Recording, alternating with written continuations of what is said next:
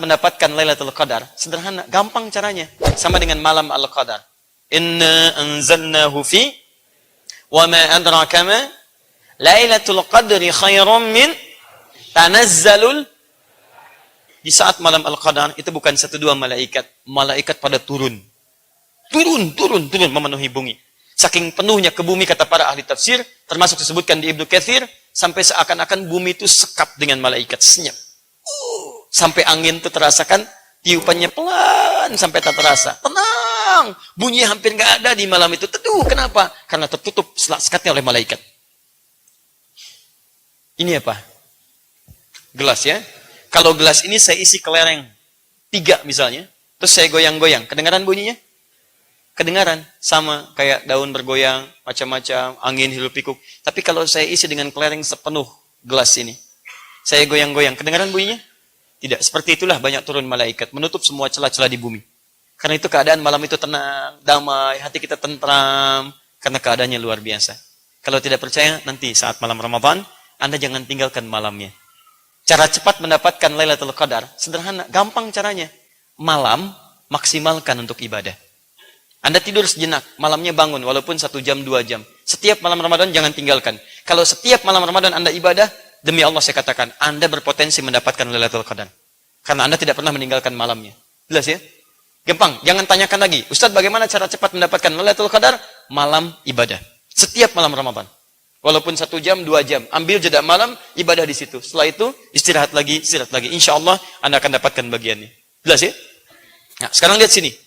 1, para malaikat turun menyertainya. Masya Allah. Apa yang kemudian terjadi ketika malaikat diturunkan oleh Allah khusus untuk menjaganya? Orang-orang yang dekat dengan Allah, meneguhkan dirinya. Ingat, dekat ini bukan sekedar dia merasa dekat, tidak. Tapi ada indikatornya. Orang yang dekat dengan Allah, maka hukum-hukum Allah akan dia jaga dalam kehidupan.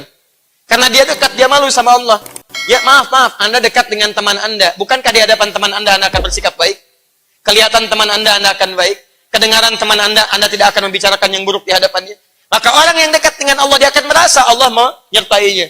Allah melihat dia. Allah mendengar kata-katanya. Maka mustahil ada orang dekat dengan Allah, dia bisa bicara yang tidak baik. Karena malu kalau kedengaran oleh Allah.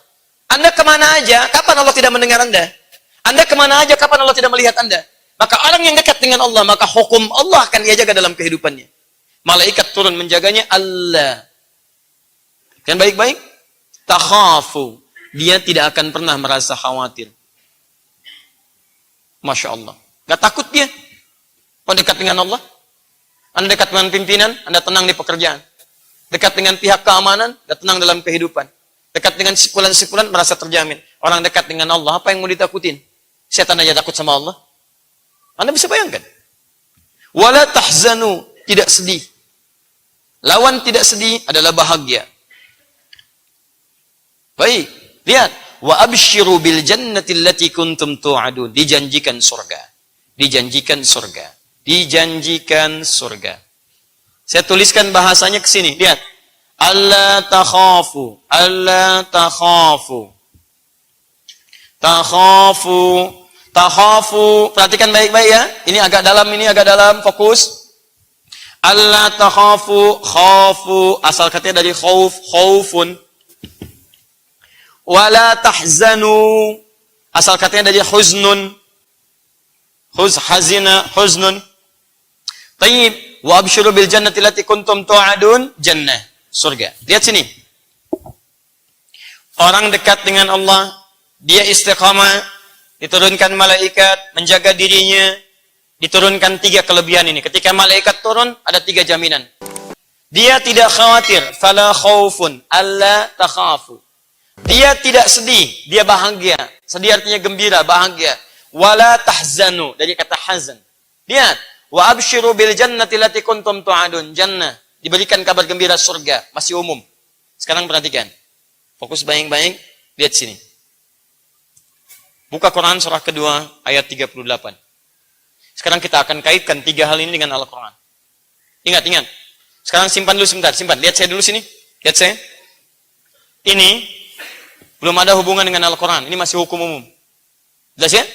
Orang dekat dengan Allah saja, melalui perangkat yang umum, diberikan 3 hal ini. Sekarang kita akan sandingkan dengan Al-Quran. Perhatikan baik-baik, saya agak sedikit memudahkan. Buka Quran surah kedua ayat 38. Masih ingat kalimat saya di awal waktu ketika menerangkan keutamaan Al-Quran? Nabi Adam diperintahkan turun ke bumi, bersamaan dengan turunnya diberikan pedoman kehidupan. Masih ingat? Qulna ihbitu minha jami'a fa imma yatiyannakum minni hudan. Adam turun ke bumi. Nanti saat kamu turun, saya turunkan petunjuk hidup. Disebut dengan hudan. Ini. Lihat sini. Faman tabi'a hudai. Siapa yang mau mengikuti petunjuk hidup yang aku turunkan. Saat dia di bumi, lihat ujungnya. Fala khawfun alaihim walahum. Lihat. Fala khawfun. Fala khawfun. Fala khawf. Asal kata alla takhafu dari kata khawf. Fala khawfun. Ini jaminannya Allah takhafu. Yang ini fala khaufun. Perhatikan. Kalau Allah takhafu, kamu nggak usah khawatir. Tapi kalau fala khaufun, nggak ada kekhawatiran sama sekali. Yang ini nggak khawatir karena malaikat turun. Tapi kalau yang ini, kekhawatiran dihilangkan dari dalam dirinya oleh Allah Subhanahu Wa Taala. Nggak ada khawatir sama sekali. Jadi yang ini lebih tinggi dibandingkan dengan yang ini. Lebih tinggi. Kapan yang ini didapatkan? Ketika dia dekat dengan Allah lewat hudan. Faman tabi'a hudai. Orang yang dekat dengan hidayah Allah Subhanahu wa taala, mengikuti petunjuk kehidupan, maka fala khaufun alaihim bagi diri mereka walahum yahzanun, dan dijaga langsung oleh Allah untuk tidak pernah mendapati kesedihan dalam kehidupannya. Ada musibah, tenang. Ada kebahagiaan, enggak berlebihan. Tenang hidupnya. Luar biasa. Ini. Yang ini alla takhafu wala tahzanu. Dijamin tidak akan bersedih. Tapi jaminan ini melekat ketika malaikat menyertai. Yang ini tidak. Anda lakukan pedoman dalam kehidupan, ikuti petunjuk Allah, maka la khaufun. Kekhawatiran disingkap dari hidup Anda, walahum yahzanun. Kesedihan ditepikan dalam kehidupan Anda. Paham? Adam turun, datang membawa hudan. Adam meninggal, Nabi lain dipilih, datang membawa hudan. Singkatnya, umat terakhir, Nabi Muhammad dipilih, sallallahu alaihi wasallam, datang membawa hudan. Apa hudannya? Quran surah kedua ayat 185. Paling kiri pertengahan. Karena Nabi ini Nabi istimewa, Nabi terakhir, orangnya istimewa, sifatnya istimewa, diturunkan di waktu yang paling istimewa. Di antara sekian bulan, yang istimewa bulan Ramadan.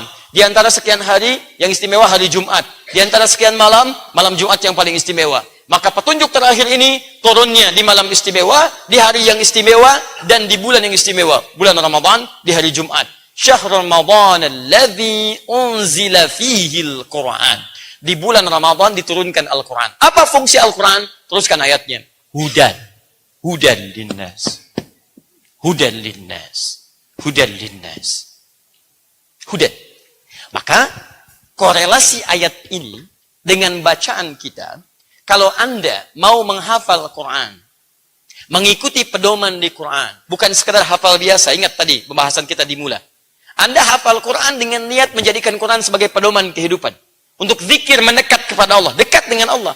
Orang dekat biasa saja, dia berpeluang mendapatkan ini dekat biasa. Apalagi ketika dia mendekat lewat hudan dari Allah Subhanahu wa ta'ala. Di niat menghafal Qurannya untuk dekat dengan Allah Subhanahu wa ta'ala. Niat menghafal Qurannya untuk menjadikan Quran sebagai pedoman dalam kehidupan. Maka ketika itu datang dan hadir dalam diri Anda, jaminan langsung turun. Anda mendapatkan kedua-duanya. Yang ini plus yang ini. Yang ini Anda dapatkan, fala khaufun alaihim wa la hum yahzanun. Kapan? Ketika Anda jadikan Quran sebagai pedoman. Yang ini Anda dapatkan ketika Anda istiqomah dalam menghafalkannya. Di begitu Anda mulai menghafal Quran dengan cara yang benar, maka Allah turunkan malaikat untuk menjaga Anda dalam kehidupan.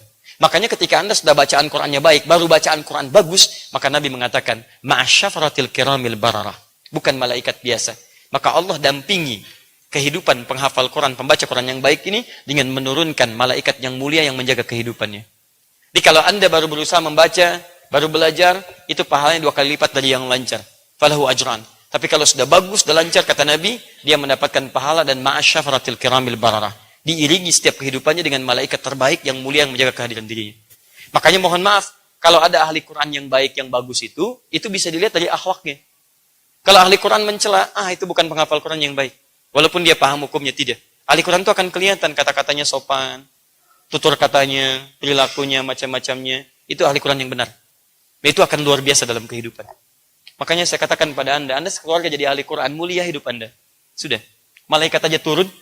Malaikatnya turun jaga Anda. Saking mulianya Anda dijaga oleh Allah supaya tidak berbuat yang tidak mulia. Makanya aneh kalau ada ahli Quran, perilakunya tidak mulia. Aneh. Aneh. Hati-hati ya. Nanti setelah ini saya umumkan ada beberapa yang lain. Saya juga agak terkejut ketika kami diskusi. Nanti kita akan teruskan programnya. Pada dulu kita dengan sahabat kami, Mas Ihsan. Di sini kita dialog ya untuk mengetahui karakteristik kehidupan. Ternyata pasca kajian itu ada yang datang berkonsultasi, ada yang telepon dan macam-macam. Dan yang paling mengejutkan adalah tidak sedikit orang-orang yang hadir dalam mengikuti ta'lim di beberapa tempat. Ternyata ada virus-virus yang melekat dalam kehidupannya. Maka saya kira ini saatnya kita berubah. Nah, tadi lebih baik. Mudah-mudahan dengan perubahan ini, kehidupan kita akan lebih mulia di hadapan Allah Subhanahu wa Ta'ala.